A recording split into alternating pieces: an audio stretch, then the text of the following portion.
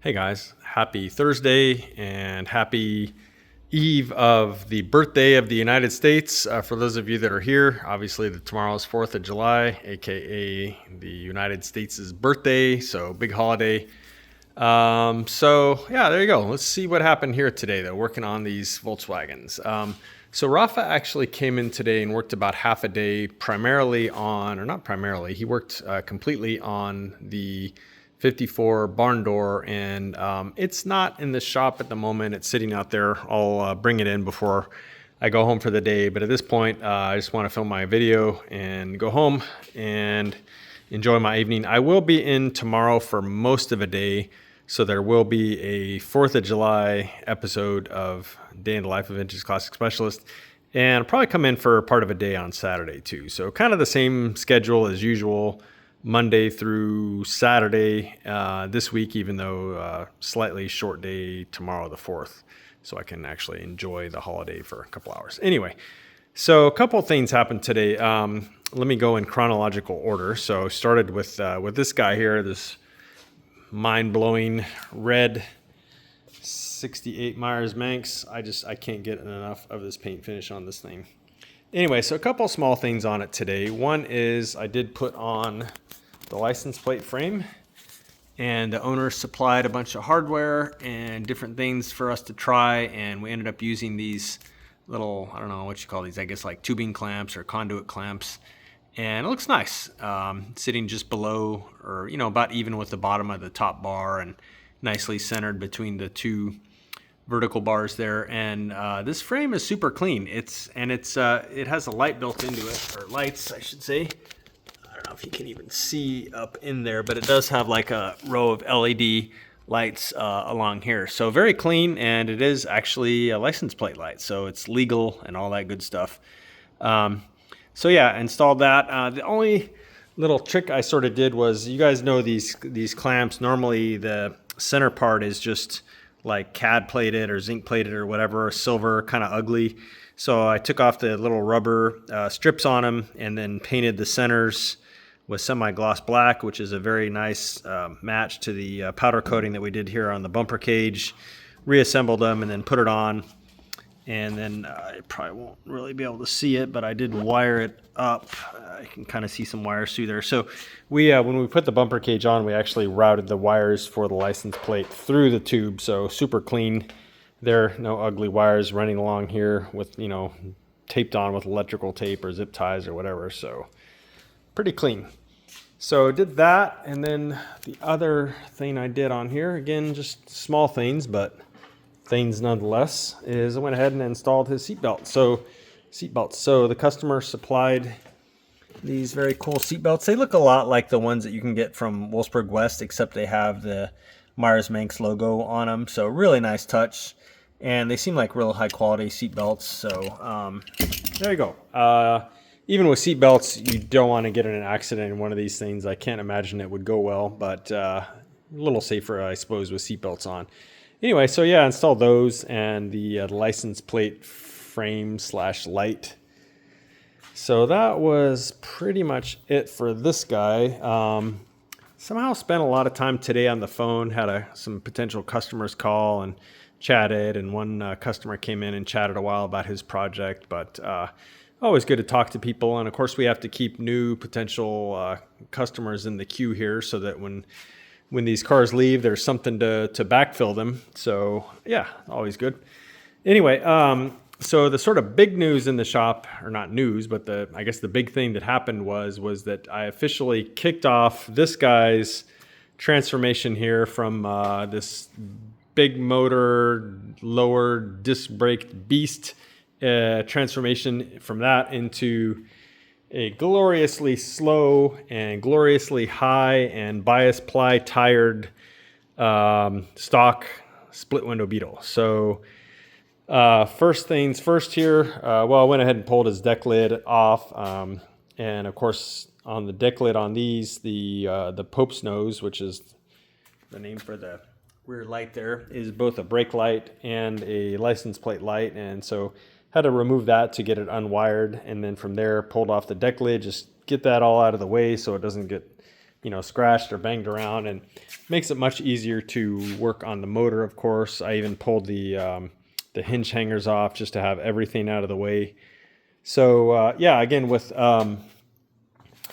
these motors, and by these motors I mean big, like 1600 based motors in a car that came with a 25 or a 36 horse engine, pretty much the only way to get the motor in and out is as a long block. So stripped all the way down. I think I mentioned this yesterday. So yeah, I pretty much went ahead and started on that process. Let me grab my light so we can see better. Okay, we're back, and that's better.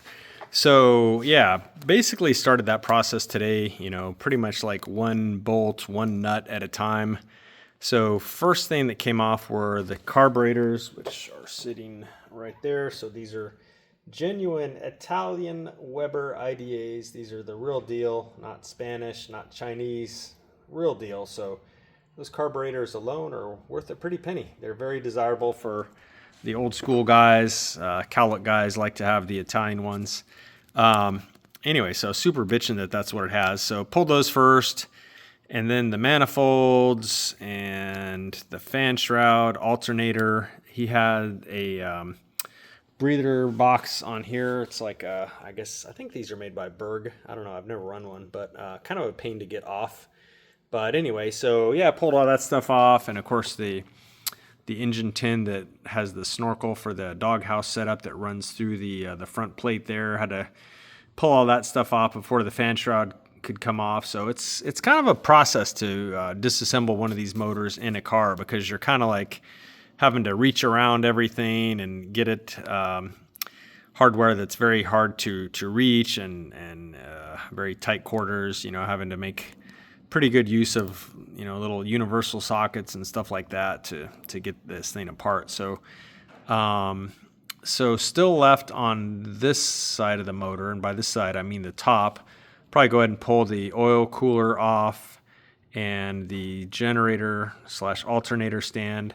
The pulley's got to come off, because pretty much, again, these engine compartments are so small that when you're, at least in my experience, when you're pulling the motor back this way to get it decoupled from the transmission, the pulley is pretty much like hitting the apron and stuff here. So that's all got to come off. So pretty much everything left on the top of this motor is going to come off. Even that little sender there. And then from there, next step is to pull the exhaust. So probably move the car over to that corner where the red 64 is sitting right now. Get the car up on jack stand so I can work under it. And yeah, that's when I'll go ahead and probably drain the oil first, and then pull the exhaust. And after that, I think the engine is pretty much ready to come out. So I will probably do that tomorrow. We'll see. I've got a couple other things I may do tomorrow instead, but yeah, that's kind of the next step, is just finish stripping this thing down and then yank out the long block.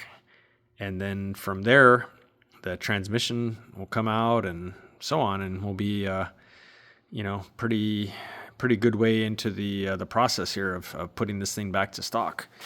So yeah, big pile of very nice parts here, just kind of organized somewhat, but just laying on the floor. So I'll like bag and tag all this stuff and get it all organized so that when this motor goes into another car, which we may have a potential buyer who wants this motor and transmission, then it'll be a piece of cake for us or them to put it in. So yeah, super nice motor though. Very nice build quality. Everything I've seen so far looks great.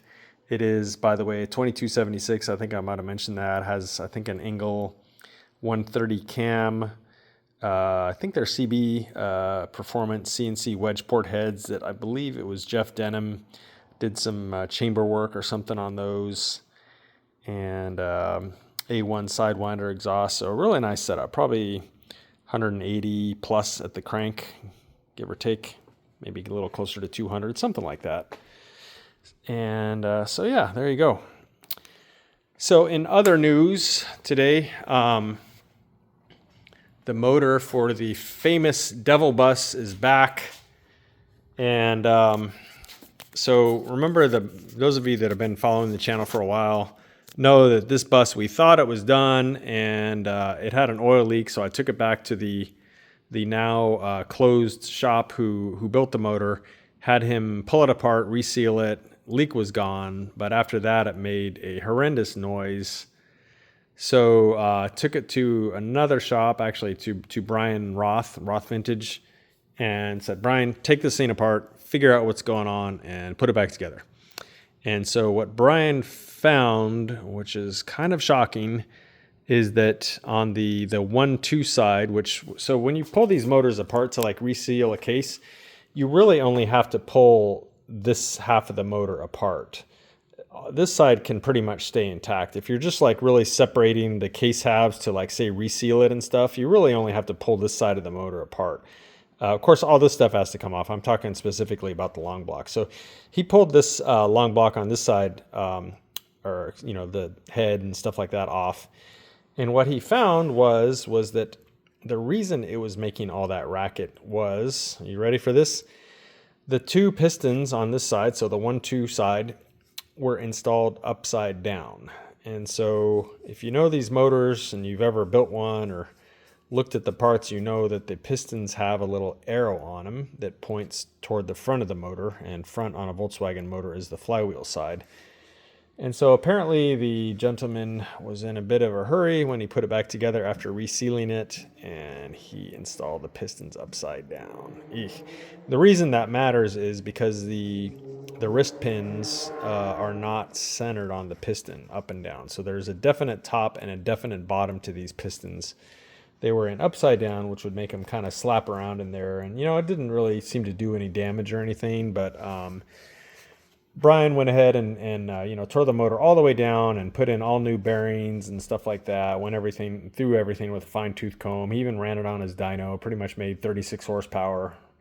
And that's it. So I don't know, guys. I may put this motor back in this bus tomorrow, or I don't know. I'm not sure yet. We'll see what I feel like when I come in the morning. I'm actually having fun with this project right now, tearing out this big cool motor. This car, it makes my brain hurt. So I don't know if I'm going to be in the mood tomorrow to put this in or not. So why don't you guys check out the show tomorrow evening when I post, and we'll see if I went ahead and tackled this, or if I sort of put it off for another day. Because at the moment I'm feeling kind of ambivalent about whether I'm going to put this back in tomorrow or not. So we'll see. Watch tomorrow and you'll find out. So that's it for today, everyone. I appreciate you guys watching, and we'll see you tomorrow. On tomorrow's episode, I'll probably go ahead and go through the barn door and all the stuff that we've done as far as the paint corrections and color sanding, buffing, some paint work that we did. And Rafa has even started a teeny bit of reassembly on it. So I'll probably go ahead and show you guys all that tomorrow. So stay tuned, and thanks for watching, everyone, and we'll see you soon. Bye.